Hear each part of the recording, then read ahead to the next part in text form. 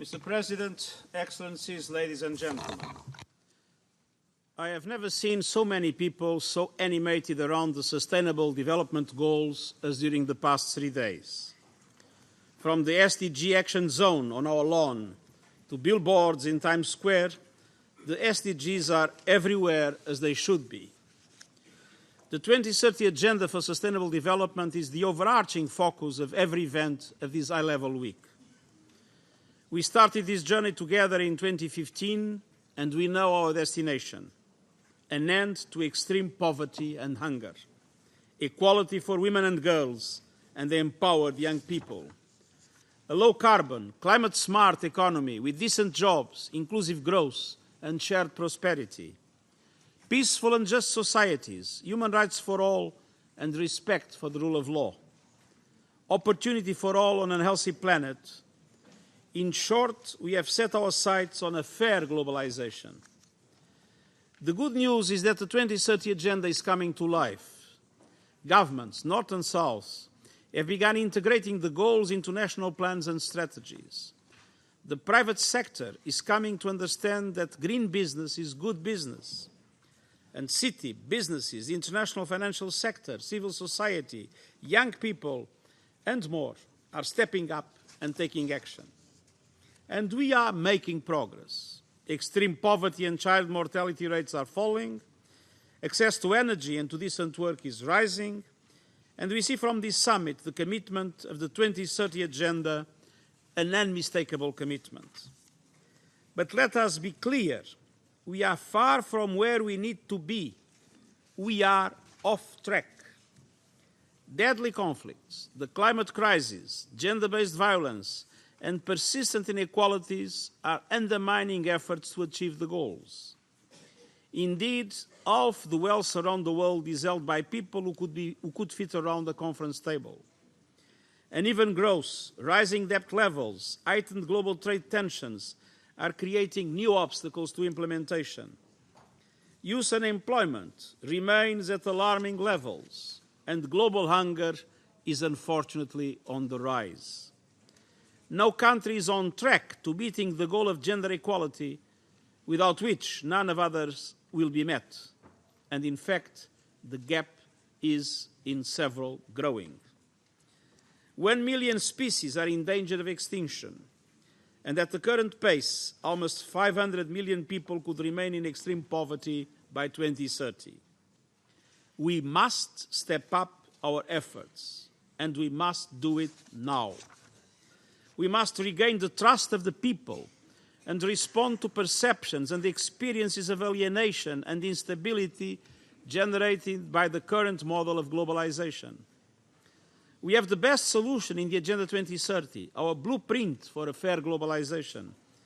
We must transition our economies towards net zero emissions by 2050.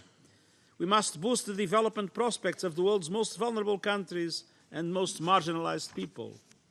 And we must look at the 2030 Agenda not through the prism of the economy of the last decade, but the economy of the next decade, seizing the potential of the fourth industrial revolution and safeguarding against its dangers.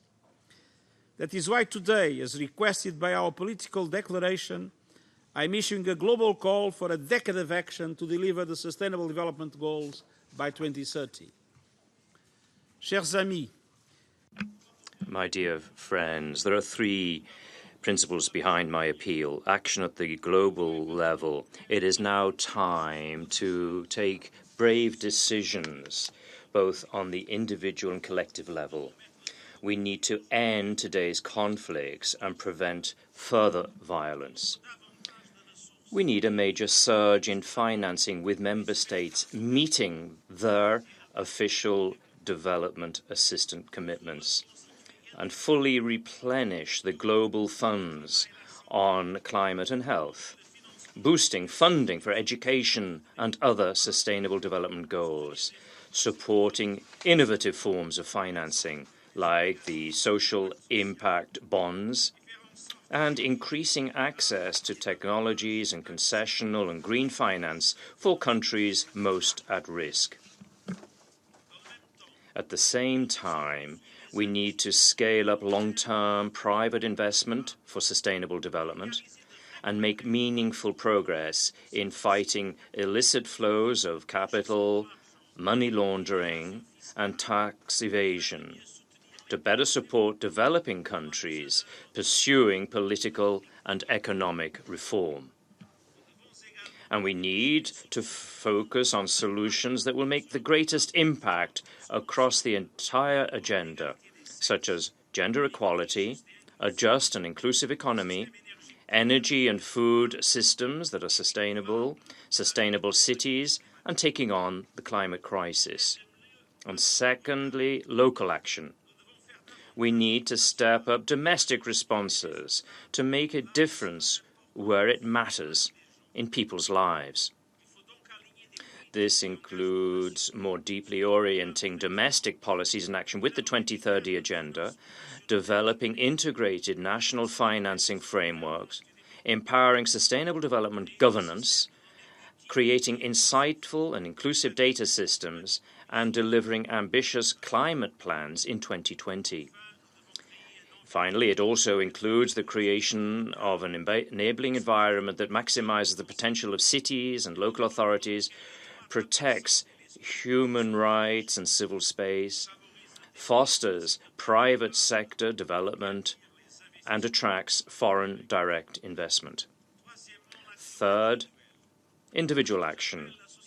I'm calling upon civil society, grassroots organizations, media, private sector, unions, academia, and others to mobilize partnerships like never before.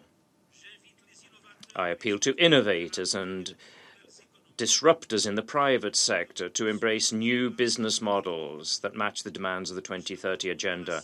And I call on the world of science, research, and technology to ensure that the new technologies narrow the digital and broader technological divide and are geared towards the common good in line with the recommendation of my high-level panel on digital cooperation. Finally, I urge young people and civil society to hold leaders to account. So as we look ahead, I will convene an annual platform for driving the decade of action. Our first such gathering will take place in September 2020 in the context of the 75th anniversary of the United Nations. Dear friends, like the Sustainable Development Flotilla on the New York Harbor, we need all hands on deck. We must leave no one behind. We must move together in step with the world's young people to move forward, to achieve our common destiny, and that is a sustainable and prosperous world for all. Thank you.